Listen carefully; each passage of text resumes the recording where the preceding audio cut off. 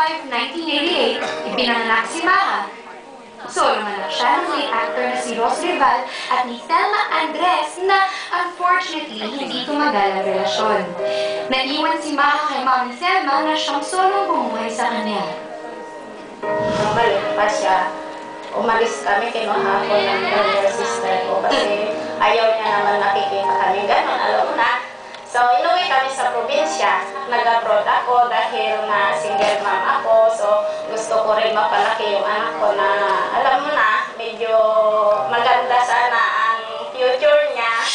Isa sa mga nag-alaga kay Maha ang kanyang tita na Mami Nati kung tawagin niya. Si Maha nung nasa kinder siya, na bunting yung bibig dahil sa kadaldalan. At ayaw ng lalaking yon, yung classmate niya. Kaya ang ginawa ng boy, kumuha ng gunting at ginunting yung bibig.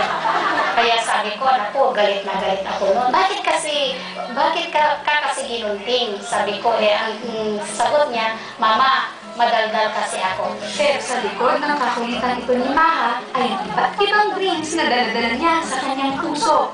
Una dito ang makita ang kanyang amang matagal nang walay sa kanya.